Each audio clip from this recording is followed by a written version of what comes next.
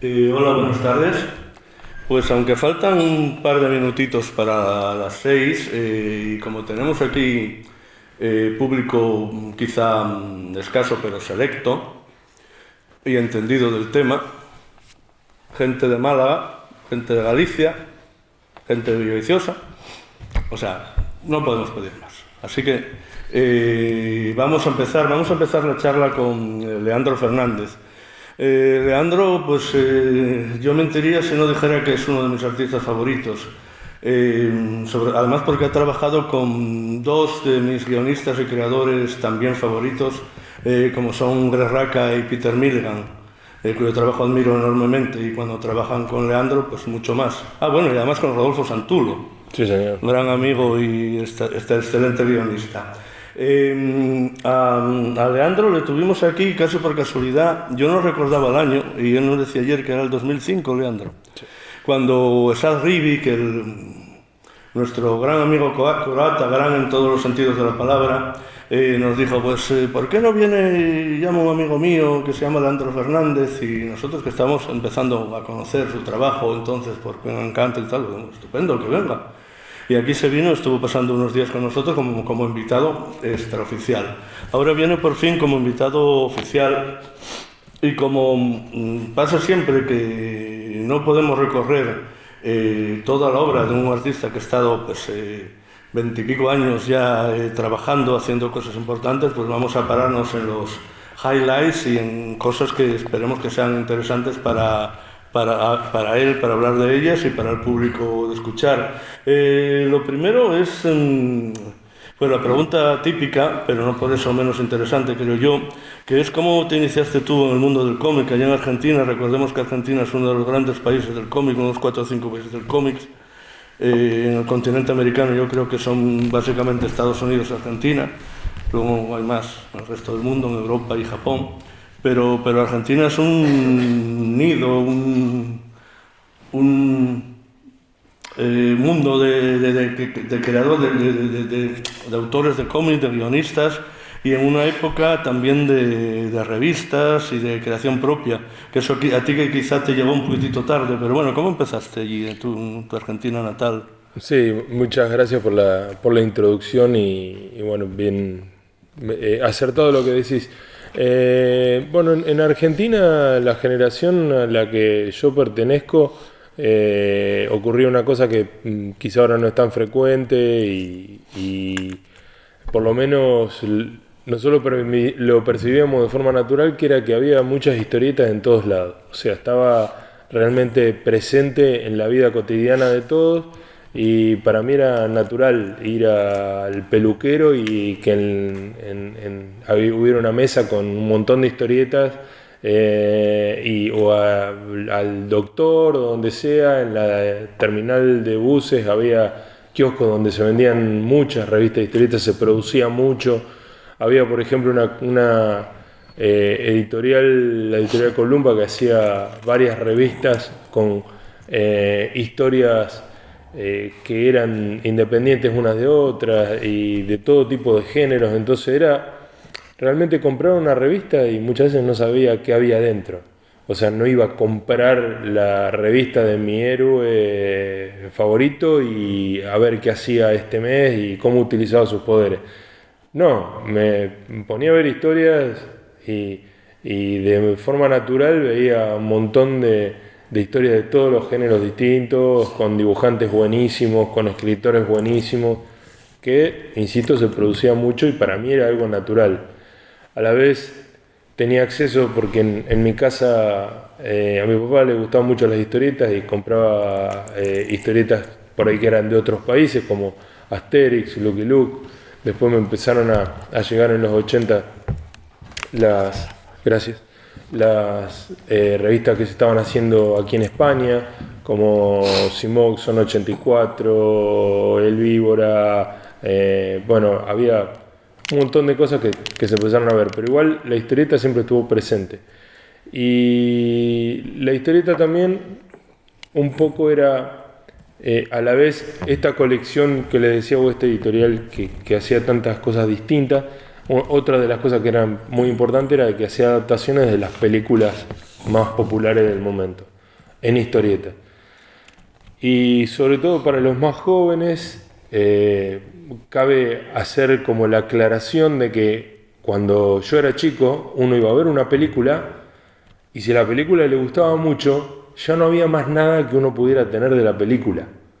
O sea, hoy en día los chicos pueden ir al cine y les gusta la película y ya mismo van al local de comida rápida y tienen la cajita feliz con las caras de los personajes de la película que les gustan. En un mes están las plataformas para verla todas las veces que quieran, todo. Bueno, cuando yo era chico era ir a ver al cine la película una vez, con suerte, y si te gustaba la película te quedabas con más. Con ganas de más.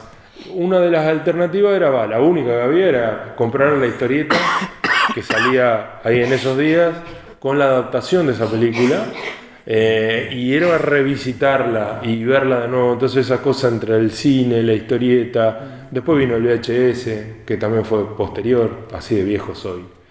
Y bueno, y eso. Y entonces también estaba el leer la historieta y a la vez quedar entusiasmado con todo eso y después tener las ganas de contar una historia, de hacerlo. Y bueno, la historieta es algo que a nivel recursos no hace falta nada más que un papel y un lápiz, o una virome, o un bolígrafo, lo que sea.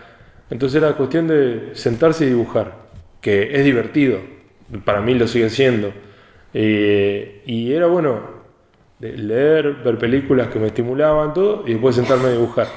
Era algo que yo consideraba como natural, ¿no? Tuve una niñez totalmente corriente, como la de cualquier chico, jugaba a la pelota, andaba en bicicleta, hacía todo, pero también tenía mis momentos en los que tenía ganas de estar sentado dibujando un rato, después empecé a ir a un taller y a perfeccionarme, pero los comienzos fueron eso. El retrato que nos acaba de hacer Leandro de lo que fue su infancia y juventud, yo creo que es el de toda una generación también de lectores españoles. Yo creo que esa idea de disponibilidad en los kioscos de todo tipo de historietas, o cuando ibas a cortarte el pelo, o en casa, las revistas serializadas, lo de las adaptaciones. Yo creo que el retrato que nos acabas de hacer de esa etapa de Argentina podríamos firmarlo cualquiera de los que estamos aquí, que conocimos los 70 y los 80. Y bueno, dentro de esta charla, lo primero deciros que estáis invitados a participar en ella, así que en el momento que alguien crea que tiene alguna pregunta para Leandro, pues levantáis la mano y tendréis la palabra. Mientras tanto, vamos a ir repasando algunos de los principales trabajos de Leandro. Y yo quisiera empezar por uno al que acaba de hacer referencia a Germán, que es una colaboración con un buen amigo nuestro, de Rodolfo Santulo, escritor uruguayo. De hecho, una colaboradora suya, la dibujante Carol, está con nosotros hoy aquí, del que leeremos dentro de poco con la adaptación de las novelas de Lorenzo Silva. Y también por esos avatares o esas coincidencias, dentro de una semana se va a publicar en España una obra de Rodolfo y de Leandro, que es el Far South, que es un western, pero al sur. Sí, es una mezcla de conceptos, ideas, ganas, porque yo hacía mucho tiempo que venía trabajando. Yo empecé a trabajar directamente para afuera de Argentina. O sea, las primeras historietas que dibujé las hice para Italia y al poco tiempo empecé a trabajar para Estados Unidos, para Marvel, todo. Entonces siempre para afuera, siempre para un público que no es la persona que tengo al lado, no es mi vecino, no es mi amigo, en todo caso, a no ser que sea alguien del medio. Y bueno, lo conocí a Rodolfo, que me gustaba mucho cómo escribía todo, y empezamos a hablar de hacer algunas pequeñas historias cortas, autoconclusivas, que él tenía ganas de hacer. La idea de él era hacer unas historias de pulpería. Las pulperías son lo que era algo así como los bares de los gauchos y lugares donde podían comprar, tiendas de ramos generales, donde se podía comprar de todo. Y queríamos mezclar un poco el espíritu del western con los años 40, en una zona indeterminada de la Pampa, digamos, que puede ser tanto Argentina como Uruguay, como el sur de Brasil. Y bueno, de ahí el nombre, el juego de palabras con Far South. O sea, el sentido que tiene Far South es visto desde afuera de Sudamérica. O sea, es el Lejano Sur porque en cierto modo es un western, ¿no? Y lo hicimos honestamente por las ganas de hacerlo. Fue mi primer trabajo de autor que hice 100% sin saber qué íbamos a hacer, a dónde lo íbamos a publicar. Sí lo íbamos a publicar y lo empecé a hacer mientras estaba esperando que me llegue otro guión. Y nos gustó la primera historia y salió otra y empezamos a crear un mundo alrededor de eso. De hecho, en el año 2013 me parece, Eduardo Rizzo nos ofrece publicarla con una editorial que tiene él en Argentina. La publicamos, fue publicado en otros países, en Brasil, en Francia, en Dinamarca, en varios lugares. Y bueno, hicimos una historia más para completarla todo y ahora hace poco se resolvió publicar en España con color nuevo, con algunas cosas nuevas, pero fue el primer trabajo de autor, digamos, que hice, que realmente puedo decir que lo hice por el gusto de hacerlo y para que lo lea, bueno, lo empecé haciendo para que lo lea la gente de mi entorno y bueno, salió de ahí al mundo, así que bueno, espero que si lo pueden ver que les guste. Pues estad atentos porque ahora a finales de mes o puede que el mes que viene pues estarán las librerías y bueno, una obra que reúne a dos grandes como Rodolfo y Leandro, yo creo que, y además después de lo que nos ha contado, yo creo que es más que interesante. Y ahora te quería contar porque... vale. Hemos visto ya antes imágenes en blanco y negro de esa obra de Greg Rucka, Queen and Country, que tú colaboraste, no recuerdo si en 1 o 2 arcos. Una obra de espías, pero que no es una obra de acción. De hecho, hay muchas escenas que son diálogos, y más diálogos, y más diálogos, en gente en una oficina, y que precedió, pues digamos, a otras obras para el mercado americano tuyo en la que metías muchísima más acción. Estamos viendo aquí ahora cosas de Hulk y luego hablaremos un poquitito si tenemos oportunidad de Punisher. Pero ¿cómo te llegó el encargo de Queen and Country? Sobre todo, ¿cómo resolviste esas escenas que eran gente en una oficina hablando o discutiendo unos con otros?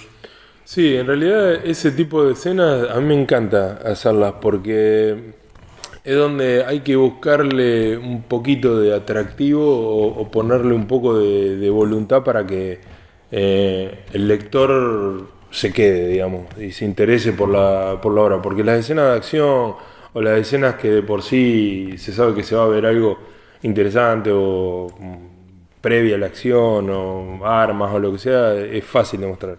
El desafío es mostrar esos momentos aburridos, digamos, para que la historia tenga un ritmo, que también lo necesita, sobre todo una historia de espías. En realidad el mundo de los espías es un poco eso. Y bueno, ese libro en particular lo conocí a Greg y ni bien lo conocí, me dijo que quería hacer algo conmigo, empezamos a hablar un poco y el guión me tenía que llegar a mí. Él lo estaba preparando y me lo iba a mandar la semana del ataque a las torres del 11 de septiembre del 2001. Que de hecho había un guión terminado y bueno, y pasó eso y un poco fue como que tuvimos que parar y decir, bueno, a ver qué pasa porque acaba de cambiar el mundo, pasó algo muy importante y bueno, eso un poco marcó para el lado que iba la historia, ¿no? Bueno, otro de los trabajos de los que querría que nos hablase Leandro es, yo creo que coincidió en el tiempo en su primera visita a Avilés, que era la colaboración con Bruce Jones en Hulk.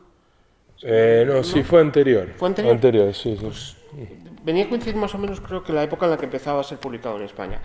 Y antes hablábamos de las escenas de acción, luego cuando hablemos del Punisher hablaremos de ello, pero yo quisiera saber cómo afrontaste dibujar esa colección, porque el Hulk tradicionalmente, la masa, es básicamente un relato de acción, de tortazos, de piñas entre Hulk y el monstruo que tuviese al lado o el supervillano de turno.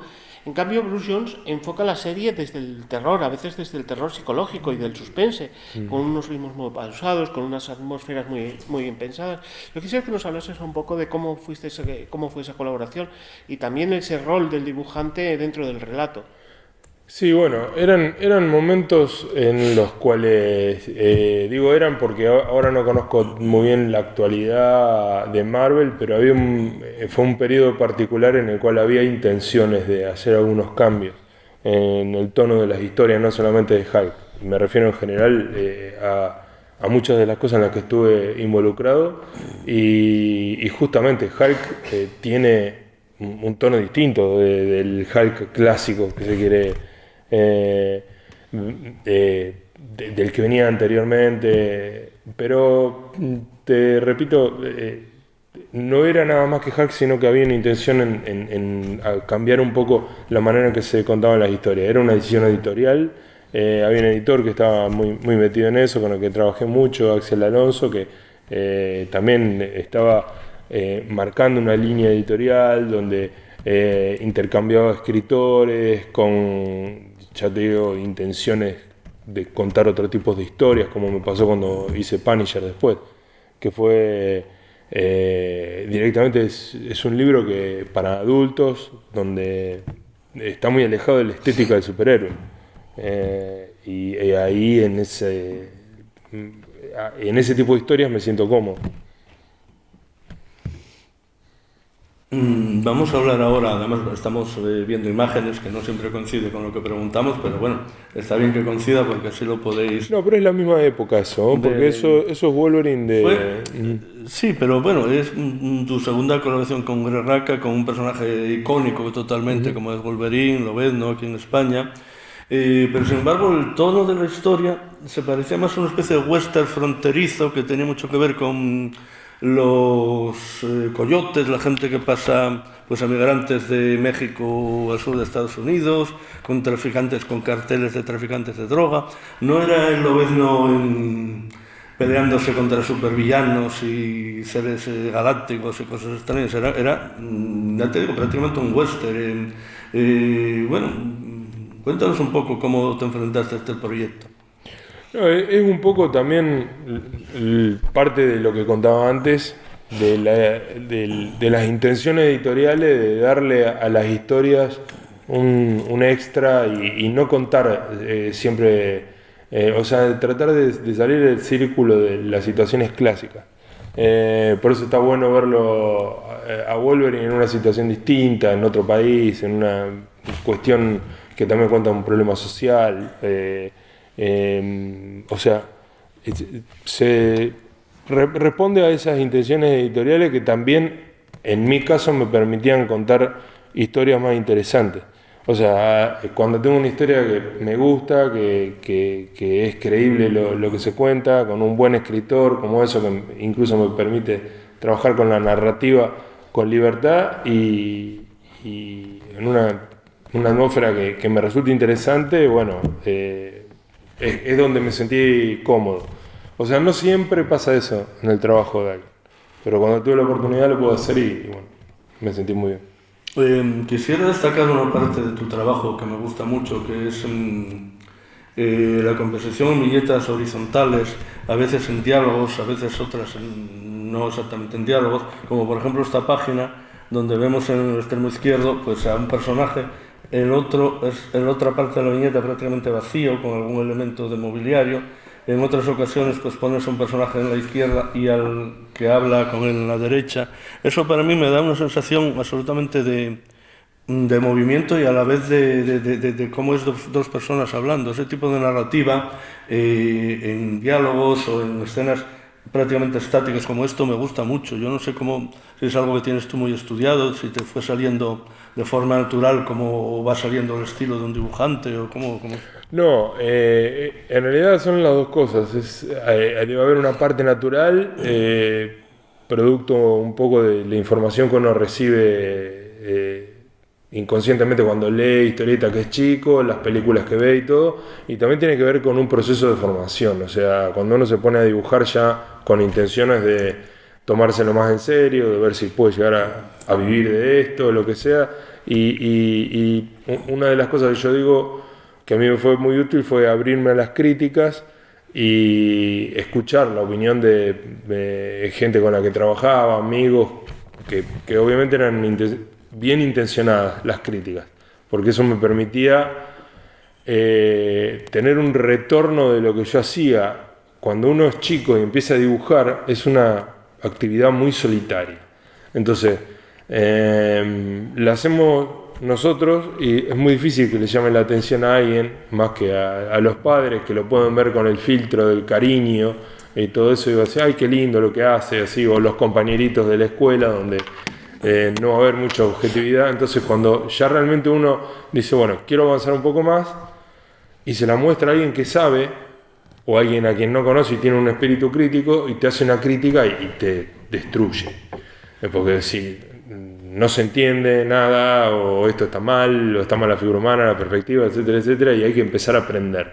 Bueno, el contar una historia es muy importante, por lo menos a mí me pareció que para dibujar historietas, como dibujante de historietas, yo quiero que la historia esté buena, o sea, quiero que al producir el efecto con las herramientas que tengo, que puede producir un director de cine con una película. Quiero que el lector lea la historieta y la disfrute o se conmueva de la forma que se tiene que conmover con los recursos que tengo.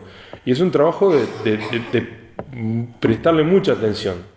Se hace muy conscientemente. No hay algo de azar, pero es mínimo. O sea, más que azar es subjetivo de la carga que puede tener uno inconsciente, donde uno ubica todos los elementos de manera,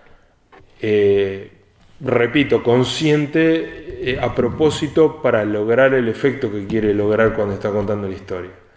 Y generalmente, o muchas veces, en lo que se refiere a la narrativa, uno se da cuenta cuando está mal hecha. Digamos, cuando está bien hecha pasa, lee la historieta así, la lee, la termina, la entiende, que ya es mucho, la disfruta, en el mejor de los casos, todo, pero cuando hay problemas de narrativa, que muchas veces los hay, ahí es donde se nota la importancia de la narrativa, de contar bien la historia, de generar las atmósferas adecuadas y eso. Yo, por ejemplo, cuando empecé a tratar de aprender un poco más seriamente, que iba a un taller de historieta donde éramos varios chicos, donde poníamos los trabajos en una pizarra y las criticábamos entre todos. Uno de los ejercicios era que nos daban un guión corto de 3-4 páginas para dibujar a diferentes alumnos. Y los resultados eran increíbles porque era la misma historia, pero terminaban siendo 4 interpretaciones totalmente distintas. Más, hasta cambiaba un poco el tono de lo que se quería contar. Un guión de terror podía ser humorístico, si se eligen otras imágenes o otras secuencias de cómo se quiere contar la historia.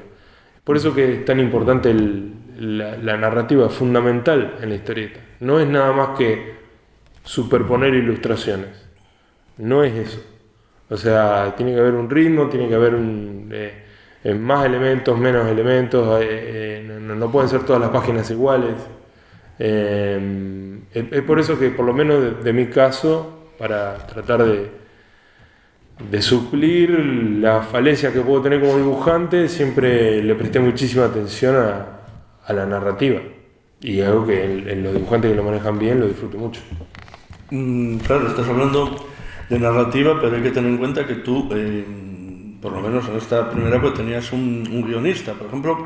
Entonces, ¿hasta qué punto te constreñía o te dejaba libertad, por ejemplo, yo que sé, los guiones de Santulo o los de Grasrack? Cada guionista es algo totalmente distinto. Con Santullo, por ejemplo, los guiones muchas veces los pensábamos juntos, se nos ocurrían cosas. Yo suelo toquetear bastante la narrativa.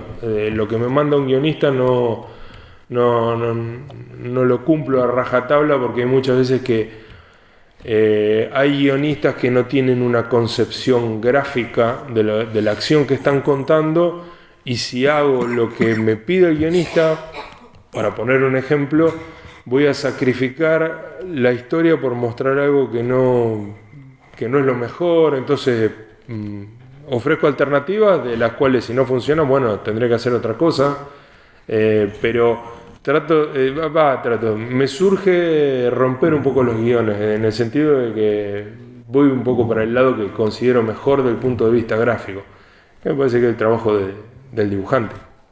Y hay dibujantes con los que lo hago más o menos. Y hay algunos que me dan más y menos lugar porque hay también una cuestión matemática que hay determinada cantidad de cosas que se pueden poner en una página. Y hay algunos guionistas que ya cumplir con lo que tengo que contar él es un desafío, y dentro de la página tengo que hacer, es matemática, tengo que ubicar los elementos para que entren todos y que se entienda. Y si quedó lindo, mejor. Y si no, lo siento mucho, hice lo que pude, pero hay veces que es así. Y no hay alternativa, lamentablemente, porque también hay una fecha que cumplir, todo, y digo, bueno, si fuera editor no hubiera aprobado este guión. Y continuando con el repaso de los trabajos de Leandro, insistir mucho en esa época a la que hacía referencia en Marvel, en la que efectivamente Axel Alonso cambió lo que era la estructura de las series publicadas por Marvel, la orientación hacia un público más adulto, también como dentro de la misma yo creo que uno de los mejores trabajos del siglo XXI ha sido El Castigador de Garrenis, con el cual tú colaboraste en 3 arcos argumentales. Creo que eres el dibujante que colaboró más tiempo en esa serie, en esa etapa de Garrenis. Sí, no sé si fui el que más colaboró, pero hice 4 arcos. 4 sí, arcos: sí, Esclavistas, Hombre de Piedra, Arriba es Abajo y Cocina Irlandesa. Sí. Y yo quisiera que nos hablases un poco cómo afrontaste esta colaboración.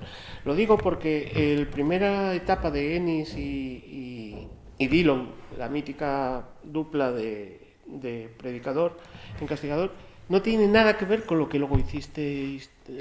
No, pero me parece que la etapa de Dillon fue previa. Pero sí, me refiero a ese cambio de visión del personaje. Vosotros optáis con una visión más dramática, más cerca del hardboiled, del thriller clásico. Yo quisiera que nos hablases un poco de cómo fue esa colaboración. Sí, ahí fue claramente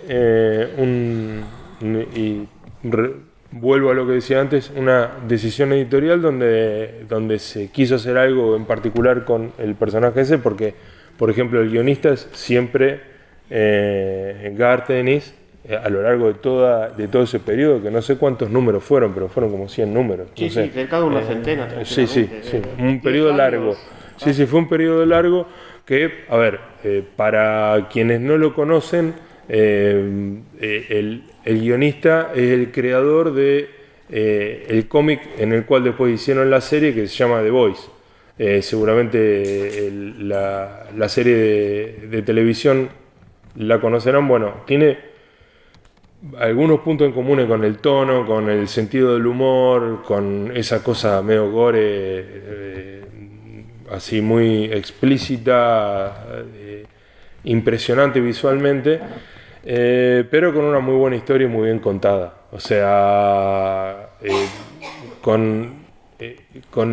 ver, el poder trabajar con ese tipo de estética siempre me sentí cómodo. Sé que puedo hacer lo que no sé si soy bueno, pero lo que no soy tan malo, digamos. Y a la vez hacerlo tranquilo. Con Garth, por ejemplo, debemos haber hecho juntos más de 500 páginas y tuve una sola corrección que tenía que ver con una cuestión de guión, de algo que había interpretado mal yo, nada más. Pero si cuento esto también es para mostrar el grado de libertad que tengo cuando trabajo con algunos guionistas.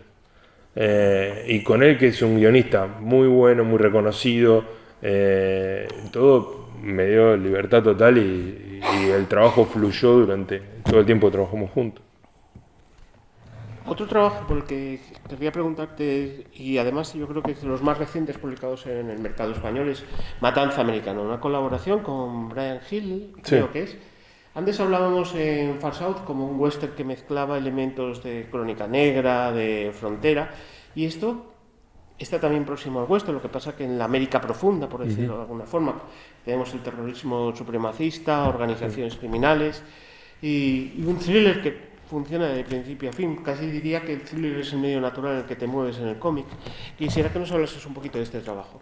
Sí, bueno, fue un trabajo también particular porque responde un poco a a la época en la que fue hecho, que fue en plena presidencia Trump, con muchas de las cosas que pasaban, fue previo a la toma del Capitolio, que eso, a ver, ya parece ya más de ciencia ficción lo que pasó después, pero bueno, cuenta un poco todo eso y bueno, el trabajo del escritor, tenía un trabajo de investigación muy grande, me contó muchas cosas muy interesantes de cómo lo vio en profundidad y todas cosas que están pasando en Estados Unidos y probablemente no tengamos una visión desde afuera de Estados Unidos tan clara de que es algo tan presente. Pero sí, cuenta una historia, bueno, muy interesante, un poco en primera persona, ¿no? Porque el guionista, ya te digo, hizo un trabajo de investigación muy grande y tiene muchos... o sea, está muy involucrado con la temática. Germán. Curiosamente, de nuevo, vemos imágenes que me vienen muy bien para una pregunta que te iba a hacer de todas formas.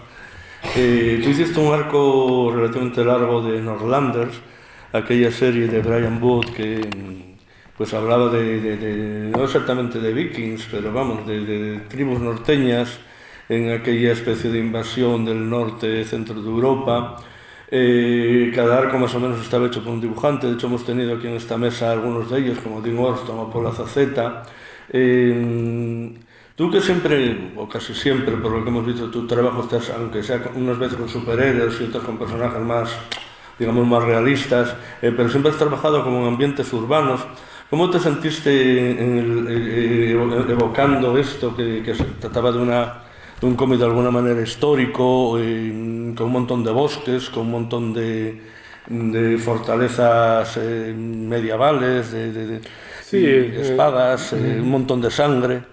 Sí, es que el género histórico me gusta mucho.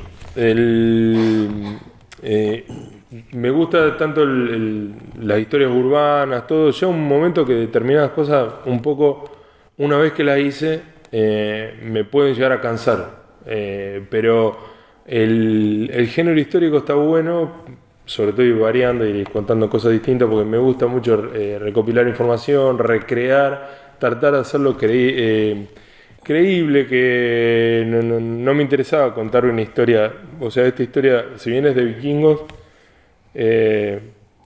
tiene la intención de que sea realista, o sea, no es una historia de bárbaros con espadas, mucho menos superpoderes ni nada de eso, no, a ver, es una historia que se llama La Viuda de la Plaga, donde una aldea, en un asentamiento vikingo a orillas del Kiev en Rusia, se ve azotada por una plaga y una mujer que da viuda, y bueno, y las cosas que pasan, que algunas de esas cosas lamentablemente las pudimos ver con mayor o menor magnitud cuando se dio la pandemia años después.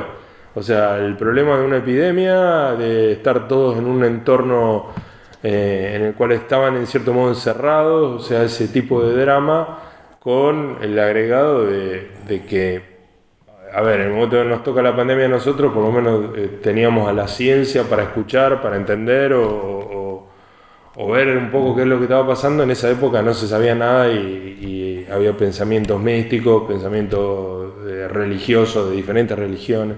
Entonces, un poco esa es la intención. Investigar para mostrar una historia así que sea creíble. Estamos hablando, la hice antes de que salga Vikingos, la serie, que hubiera estado bárbaro tener tanto material para ver, pero está bueno. Por eso, insisto, me gusta mucho el género histórico y es por eso que por ahí en otras series que trabajé posteriormente, que puedo visitar situaciones del pasado, me gusta plantar un mundo y que se trate de interpretar con cierta fidelidad, ¿no? Es curioso esa combinación en tu carrera entre obras muy personales, aunque sea dentro de grandes compañías, en la que el guionista y tú habéis mantenido una perfecta sintonía, y diría también que una independencia respecto de lo que es el resto de la marcha de las editoriales, con obras muy, muy personales.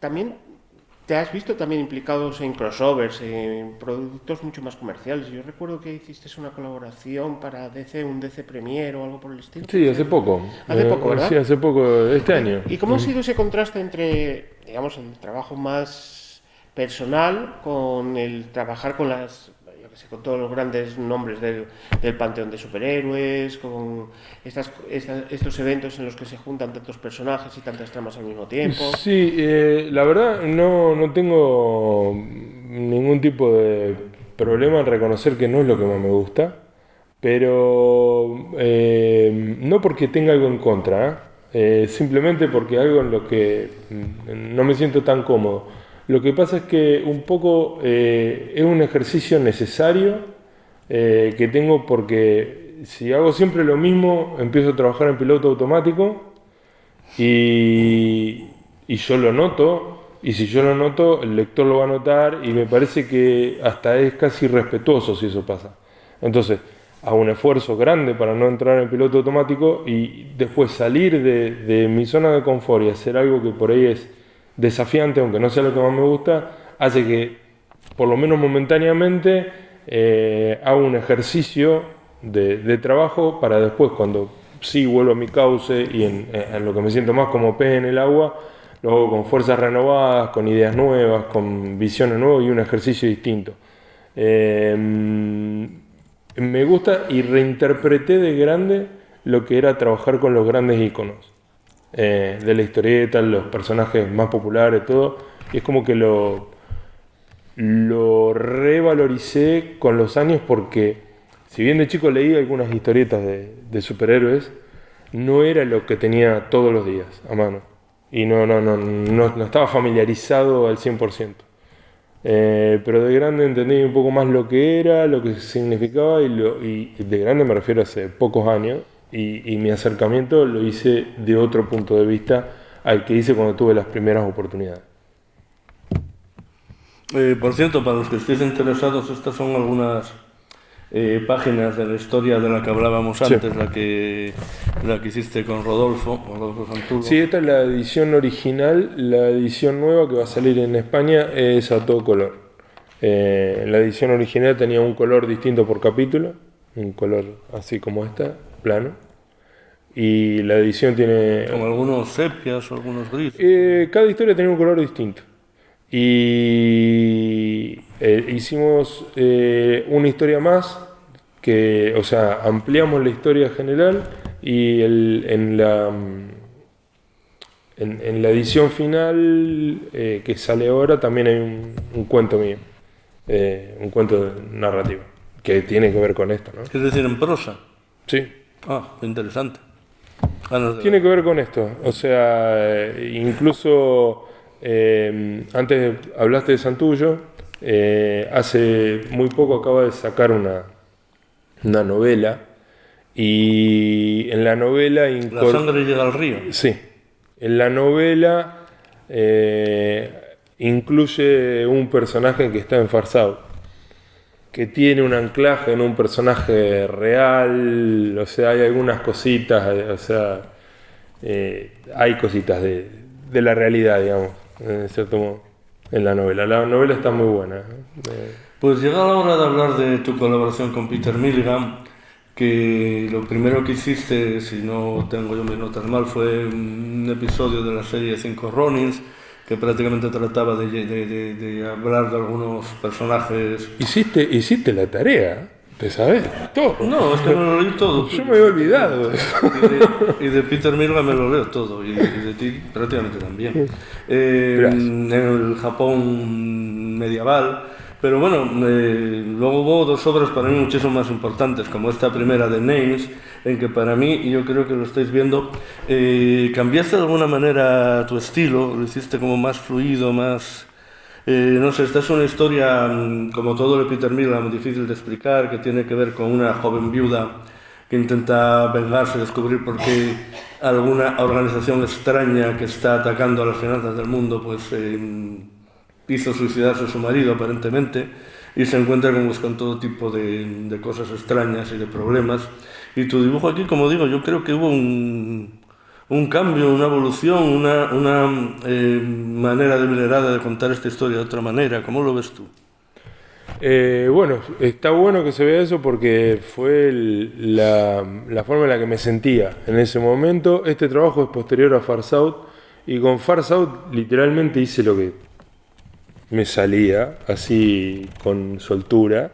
Me quería divertir dibujando, porque, repito, sería un hipócrita si dijera que cada día o cada trabajo, cada oportunidad de trabajo que tuve la disfruté y era lo mejor. No, la verdad es que hay veces que uno no agarra el mejor trabajo o lo más personal que tiene, sino que hay veces que las ofertas son las que hay y bueno, hay que hacer, hay que trabajar, es un trabajo como cualquier otro.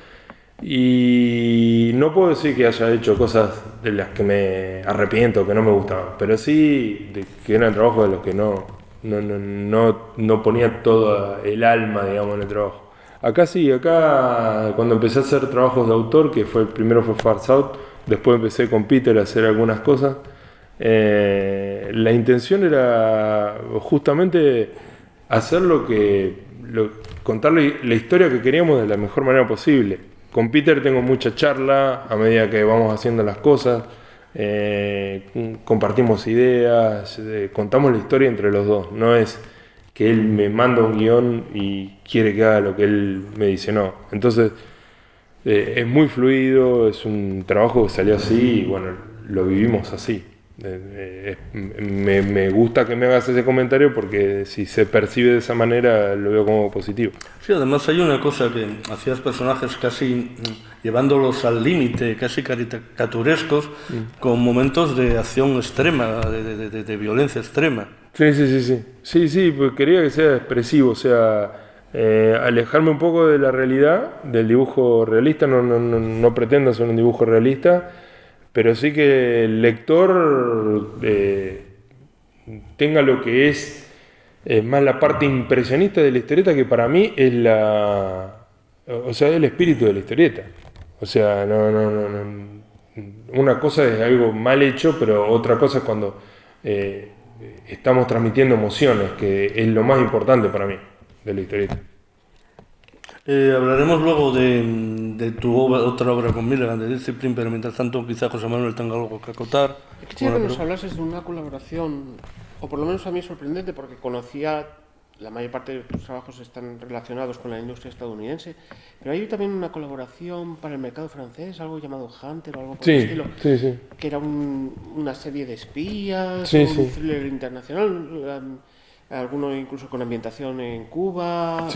¿Nos puedes hablar un poquito de este trabajo? Sí, en realidad fue un trabajo que hice que, en cierto modo, creo que salió mal. O sea, es una de las cosas que salieron mal y si tengo que decir por qué salió mal, de acuerdo a mi óptica, es que salió mal porque era una obra muy grande como para salir en los tiempos que me planteaban que salga en Francia.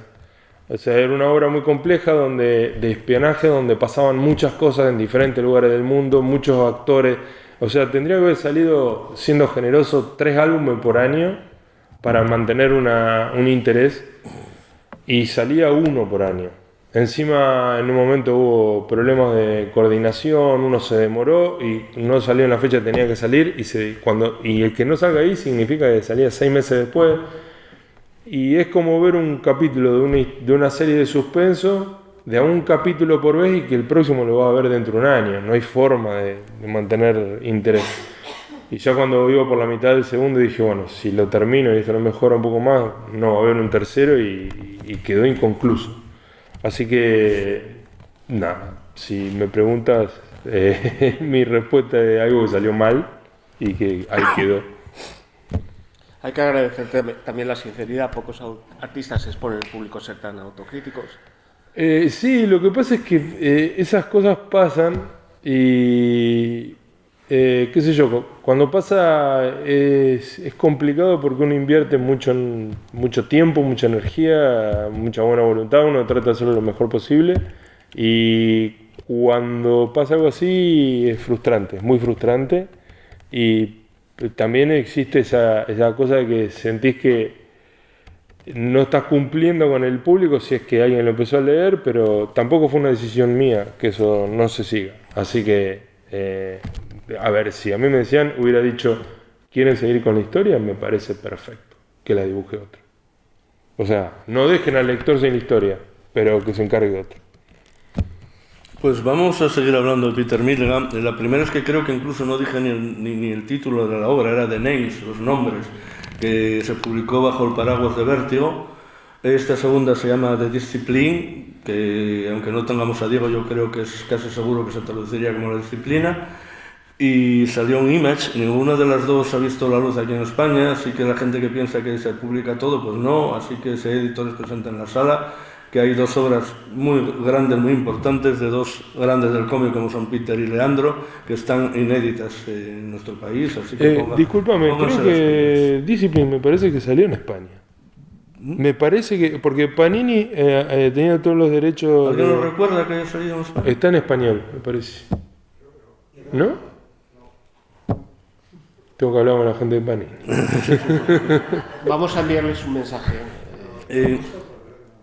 Bien. Tengo una, por lo menos Panini México sí tengo un, pero están los derechos, lo tienen. Para... En México sí, y en Italia también, pero porque allí tienen los derechos, pero Disciplina... No, pero los tienen los derechos en español para Europa. España los derechos Pero en España tienen muchos derechos Panini que no sacan.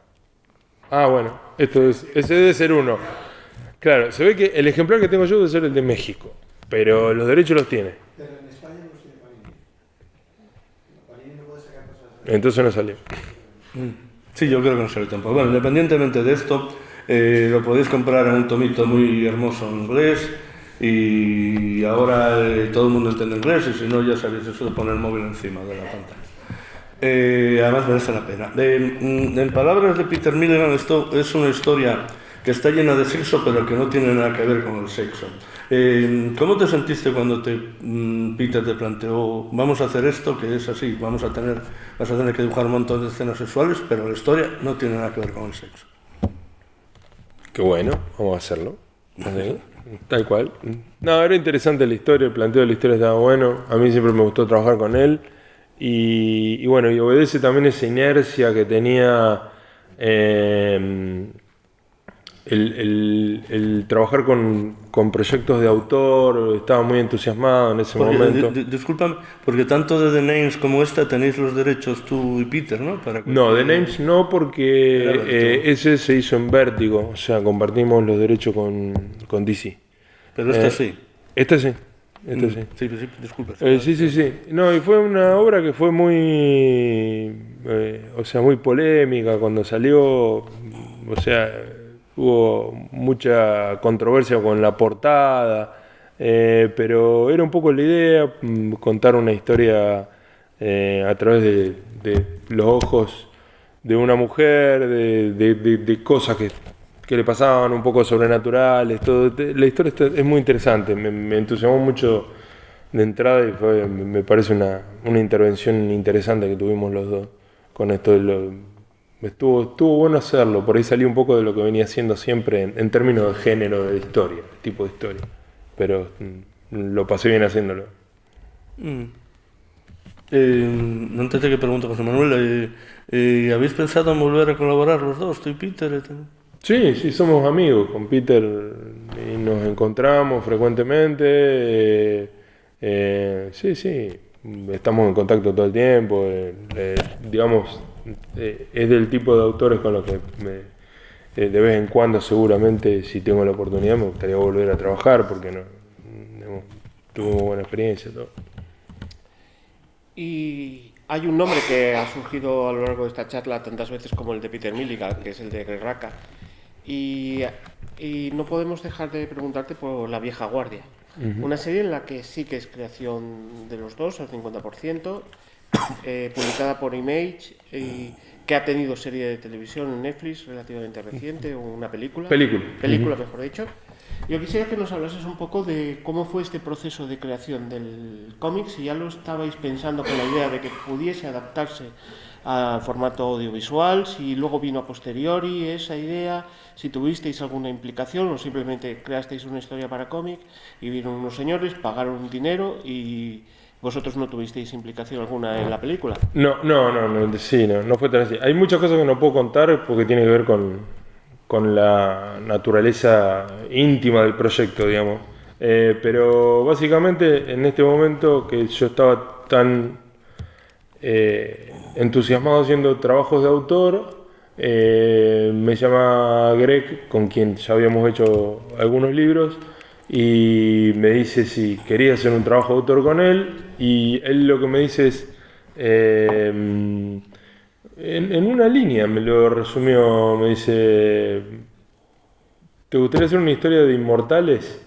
No me acuerdo qué otra palabra usó, o sea, algo más, con un adjetivo, no me acuerdo, pero una historia de inmortales, y digo, y automáticamente, o sea, ya, como dije antes, me gusta mucho el término histórico, digo, no puede haber una historia de inmortales que no tenga flashbacks al pasado, porque lo interesante de una historia de inmortales, por lo menos a lo que a mí me interesa, es de inmortales que vivieron la historia. O sea, no me interesa una historia de inmortales que son jóvenes y que no se van a morir de acá a 2000 años, eso no me importa. Porque ciencia ficción y está cada vez más difícil predecir qué va a pasar adelante, entonces lo interesante de una historia de inmortales es la oportunidad de contar un poco la conciencia humana a lo largo de la historia que estuvo siempre presente, un poco como dice Humberto Eco en El péndulo de Foucault, me parece que dice personas que estuvieron presentes y que pudieron ser testigos de la historia y que están ahora, o sea, de qué manera pueden interactuar. O sea, ya eso automáticamente me entusiasmó mucho y empezamos a desarrollarla, o sea, tiene algunos elementos particulares donde dos de los protagonistas son de diferentes épocas, son todos guerreros, son de diferentes épocas, de diferentes lugares del mundo, y por ejemplo una de las características que tiene es que una pareja de ellos son dos soldados de la época de las cruzadas. Acá estamos viendo el momento en el que se conocen, un soldado italiano y un soldado árabe que, bueno, se intentan matar. Esto puede ser un spoiler, quien no tenga idea de la historia, pero es mínimo. Se intentan matar, no lo consiguen y a partir de ese momento son amantes. Y son amantes y están juntos hace 1000 años. Entonces, ese grupo tiene también esa característica, que hay dos amantes que están juntos hace 1000 años y son guerreros y pelean uno al lado del otro y no le toques un pelo a uno porque vas a tener un problema doble. Y bueno, y un poco esa cosa de qué es lo que pasa con la historia, de cómo sería un secreto tan difícil de guardar en el día de hoy, ¿no? Donde cualquiera puede hacer público algo tan importante, ¿no? Y bueno, y empezamos a desarrollar la historia. Hay muchas cosas que fueron surgiendo sobre sobre la marcha. O sea, yo no sé qué idea tiene el lector de una historia, pero lo mismo que pasa con la serie de televisión o con las películas, no es que está todo milimétricamente concebido desde el momento que se piensa, sino que hay muchas cosas que van cambiando. Hay cambios muy importantes en la historia a medida que va pasando, porque en esta ida y vuelta que tenemos entre el guionista y el dibujante, hay muchas cosas que nos mostramos y que hacen que vaya por un lado, para el otro, ideas nuevas, visiones distintas, cambio de carácter, cambio de personalidad de los personajes, todo que fue cobrando vida propia. Bueno, surgió la posibilidad de una productora nos dice que tenían interés en comprar los derechos, y bueno, de ahí en más se sucedieron todas las cosas. Después apareció Netflix, fuimos viendo cómo iba surgiendo el casting de los actores que iban a interpretar los personajes. Apareció Charlize, con intenciones no solamente de protagonizarlo, sino de ser productora de la película. Y bueno, y de repente algo porque esto es infrecuente, o sea, no es tan habitual que uno pueda adaptar una obra de cómica a una película o una serie. De repente estábamos ahí en el estudio viendo cómo se estaba llevando a cabo todo. Y bueno, después salió. Brevemente, porque luego vamos a terminar ya, que nos quedan apenas 7 minutos, brevemente, ¿cómo te sientes cuando ves por primera vez la película? ¿Hasta qué punto te reconoces a ti mismo, tu obra en la película? Con lo que puedas decir, porque hablabas antes de que tenía ciertas cosas que no se podían comentar por derechos de contrato. Sí, nada más que nada por una cuestión de discreción. En general estamos acostumbrados, o por lo menos yo, a ver o a escuchar testimonios de cuando hay una adaptación de una obra creativa, al autor quejarse de esa adaptación. Es lo habitual cuando vemos que adaptan una novela, que el autor de la novela dice no tiene nada que ver con lo que yo hice, de todo. En nuestro caso, en mi caso, yo hablo personalmente, la verdad que no puedo ponerme en ese lugar porque tengo que decir que me sorprendió gratamente. Ni bien empecé, no me hice muchas ilusiones porque al ceder los derechos eso significa de que quienes van a hacer la adaptación pueden hacer lo que quieran. Pero hubo mucho respeto por el cómic. Por la obra original nos respetaron mucho, nos trataron muy bien en el set, yo hice algunas cosas para la producción y todo, y estuve ahí. Yo estaba en el set y veía que había ejemplares del cómic dando vuelta por el set, o sea, la gente lo veía. Puedo ver en la película, reconocer cosas que hice yo, desde escenas, de ambientaciones, uniforme, de todo. Entonces medio que no lo podía creer porque aparte se me planteaba el contraste enorme de lo que es la creación de una historieta, donde yo estaba en mi estudio en una habitación solo haciendo lo que quería en el tablero de dibujo sin ningún límite, nada, no tengo que discutir con nadie, hago lo que quiero.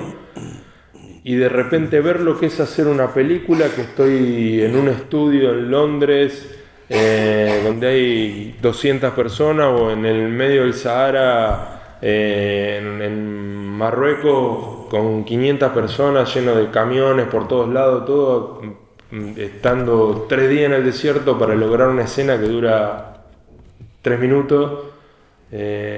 O sea, es muy fuerte. A mí me impresionó mucho porque digo, yo estaba ahí, digo, qué diferente el trabajo y a la vez qué parecido. Pude hablar mucho con la directora y el trabajo de ella, por ejemplo, consiste mucho, de ella y de la directora en general, en gestionar el trabajo de muchísima gente. O sea, en hacer un trabajo de relaciones humanas, de gestión del trabajo de los demás, que es dificilísimo, que es un talento envidiable y que es tan opuesto al trabajo de un dibujante, donde, o sea, yo estoy yo solo, porque recibo el guión, pero después la interpretación y lo que yo voy a contar lo decido yo a capricho mío, digamos. Y bueno, la experiencia puedo decir que fue muy positiva. La película tardé mucho tiempo en verla objetivamente porque como estuve en gran parte del proceso de realización, veía un poco más cómo era, me recreaba en ese momento, veía lo que era atrás de cámara, en el lugar donde estaba, cómo fue la situación. Pero una vez que la pude ver bien, me disfruté de verla. Vamos a ver, ahora se está haciendo la segunda. Vamos a ver cuándo salga, a ver qué pasa con eso. Bueno, como os habíamos explicado, esta charla tenía prevista una duración de 1 hora. Ha sido, yo creo que una tarde estupenda la que hemos compartido con Leandro Fernández. Hemos repasado los principales puntos de una carrera que, a pesar de la juventud de Leandro, pues como Juventud. Juventud, divino tesoro. Bueno, vamos a elogiar también a Leandro, no solo... Hasta recién habías dicho todas verdades. ¿Me estás acusando de faltar a la verdad? Esto es relativo. No entremos en conceptos morales. Pero lo cierto es que, aparte de su belleza, su insultante juventud, sobre todo es un magnífico dibujante, un magnífico constructor de historias. Ha colaborado con algunos de los grandes. Rodolfo Santulo, del que tanto hemos mencionado, buen amigo personal nuestro y de la Semana Negra y del Festival Celsius de Avilés. Greg Rucka, uno de los grandes del cómic estadounidense, Peter Milligan. ¿Qué decir de lo que hemos dicho de Leandro hasta ahora? Poco, porque su trabajo habla por sí mismo. Solo darle un fuerte aplauso, agradecerle su presencia en estas jornadas del Cómic de Avilés y recordaros que luego, hacia las 9 más o menos, estará firmando aquí. Así que despedimos a Leandro, muchas gracias por habernos acompañado y por habernos dado tantas obras magníficas. Muchas gracias. Gracias.